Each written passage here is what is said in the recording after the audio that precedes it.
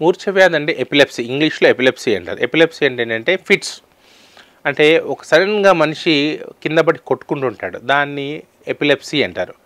మామూలుగా ఇది ఎందుకు వస్తుంది అంటే మెదడులో ఏదైనా ఒక భాగము పాడైపోయి ఆ యొక్క పాడైపోయిన భాగం నుంచి ఆ ఎలక్ట్రికల్ కరెంట్స్ అన్నీ, అంటే మామూలుగా ఏంటంటే లయబద్ధంగా రావాల్సిన మన ఎలక్ట్రిక్ కరెంట్స్ ఆ లయం తప్పి మెదడుని మొత్తం ఇరిటేట్ చేయడం ద్వారా వచ్చే లక్షణం ఫిట్స్ అంటారు. మామూలుగా ఏంటంటే ఫిట్స్ వచ్చిన మనిషి ఏం చేస్తాడు, ఒక కెవ్వున కేకేసి కింద పడి కొట్టుకొని నోట్లో నురగ వస్తుంది, మూత్రం పడిపోతుంది అనమాట. ఈ యొక్క లక్షణాలు ఉంటే దాన్ని ఫిట్స్ అంటారు. ఒక మనిషికి ఫిట్స్ ఉంది అంటే ఆయన యొక్క మెదడులో ఏదో ఒక భాగం నుంచి, పాడైపోయిన భాగం నుంచి ఈ యొక్క లక్షణాలు వస్తున్నాయని లెక్క 100%. సో ఈ వ్యాధి వచ్చిన వాళ్ళు డిపెండింగ్ ఆన్ ద లొకేషన్, ఒకవేళ ఒక ముందు శరీరంలో మెదడులోని ముందు భాగం కనుక పాడైందనుకోండి అదొక లక్షణం ఉంటుంది. వెనకాల వైపు భాగం పాడైందనుకోండి ఆ యొక్క లక్షణాలు వేరే ఉంటాయి. ఎడమ వైపు భాగం పాడైపోతే ఆ లక్షణాలు వేరు, కుడివైపు మెదడు పాడైపోయేదే వచ్చే మూర్ఛ లక్షణాలు అవి వేరుగా ఉంటాయి. సో ఇవన్నీ ఏంటంటే ఆ యొక్క లక్షణాలని మనం డాక్టర్ గారు విశదీకరిస్తే కనుక ఆయన ఆ యొక్క లక్షణాలని బట్టి ఎక్కడి నుంచి వస్తుందని నిర్ధారణకు వస్తాడు. ఒకసారి ఆ యొక్క మూర్ఛ వ్యాధి అని ఎట్లా నిర్ధారణ చేసుకుంటాడు, ఎలక్ట్రో ఎన్కెఫలోగ్రామ్ అంటారు అన్నమాట, ఈఈజీ అంటారు. మనం హార్ట్లో మనకు ఎలా హృదయ స్పందన మనం ఈసీజీ ద్వారా తీసుకుంటామో ఈజీ అలానే ఏం చేస్తుందంటే మెదడులో ఉన్న ఒక ఎలక్ట్రికల్ యాక్టివిటీని రికార్డ్ చేస్తుంది. మామూలుగా మన ఎలక్ట్రిక్ యాక్టివిటీ కనుక లయబద్ధంగా లేకపోతే దాన్ని ఎపిలెప్సీగా నిర్ధారిస్తారు. ఒక్కసారి ఈజీ కనుక అబ్నార్మల్గా ఉంది అంటే మెదడులో ఏదో ఒక భాగంలో తప్పు ఉన్నట్టే లెక్క. సో ఏ భాగం తప్పుగా ఉంది అని చూడడానికి మళ్ళీ ఎంఆర్ఐ చేస్తారు. సో ఎంఆర్ఐ చేయడం ద్వారా మనకు లోపల ట్యూమర్ ఉందా, ఒక మచ్చ ఉందా, లేకపోతే మన వేరే రకమైన ఇన్సల్ట్స్ ఏమైనా ఉన్నాయా, హైపాక్సిక్ ఇంజురీ ఏమైనా ఉందా అని తెలుస్తుంది.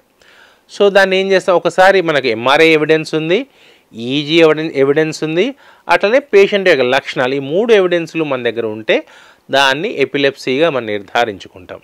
సో ఎపిలెప్సీ 2 రకాల ఎపిలెప్సీ. ఒకటేమో ఫోకల్ ఎపిలెప్సీ, అంటే ఒకవైపు చెయ్యి మాత్రం కొట్టుకుంటుంది, రైట్ హ్యాండ్ బాగా కొట్టుకుంటుంది అనుకోండి, ఆ యొక్క చెడిపోయిన భాగం లెఫ్ట్ సైడ్ ఉన్నట్టు లెక్క. ఎడమ చెయ్యి బాగా ఫోకల్గా కొట్టుకుంటుంటే ఆ యొక్క పాడైపోయిన భాగం రైట్ సైడ్ ఉన్నట్టు లెక్క. ఒకసారి స్పృహ పూర్తిగా కోల్పోతారు, అంటే ఎంటైర్ బ్రెయిన్ యాక్టివిటీ స్ప్రెడ్ అయినట్టు లెక్క. సో మనం ఏం చేయాలి, నిర్ధారించుకోవాలంటే ఎంఆర్ఐ చేస్తాం. ఎంఆర్ఐ చేసిన తర్వాత తెలుసు, ఓహో ఈ యొక్క ప్రదేశం పాడైపోయినట్టు కనిపిస్తుంది, దీనిలోంచే వస్తుండొచ్చు అని. ఇంకోటి ఏం చేస్తాం, పెట్ స్కానింగ్ చేస్తాం. సో ఆ స్కానింగ్ చేస్తే ఏంటంటే ఆ యొక్క భాగం కనుక నిజంగా కనుక ఒక ఎపిలెప్సీ కనుక ప్రొడ్యూస్ చేస్తూ ఉంటే అదొక తెల్లగా కనిపిస్తుంది అనమాట. సో ఎంఆర్ఐ, ఈజీ, పెట్ ఈ 3 కనుక ఒక భాగాన్ని కనుక మనకు సూచిస్తే అది దాన్ని ఎపిలెప్టోజెనిక్ ఫోకస్ అంటారు. అంటే ఎపిలెప్సీ కలగజేసే ఒక ప్రదేశము మెదడులో.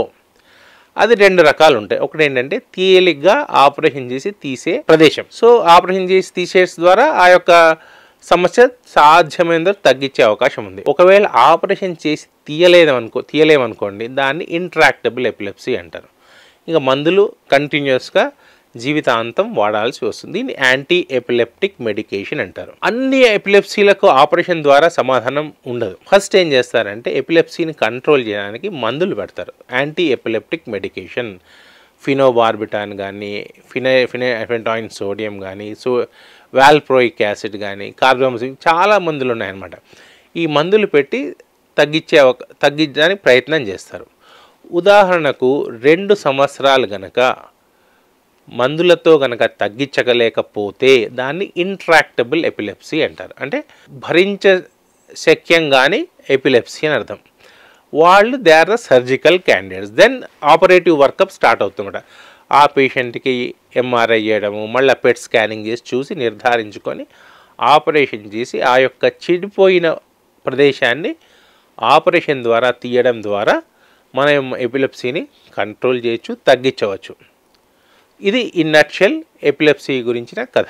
ఒకవేళ గనక మనము ఈ యొక్క చెప్పాను కదండి, epilepsy easy, MRI, PET scan, ఈ 3 గనక ఒకే ఒక్క ప్రదేశాన్ని 100 సూచిస్తుంటే 100% మళ్ళీ ఫిట్స్ వచ్చే అవకాశం తక్కువ. ఒకవేళ మళ్ళీ ఫిట్స్ వచ్చాయి అనుకోండి, మన డయాగ్నోసిస్ తప్పనట్టే లెక్క.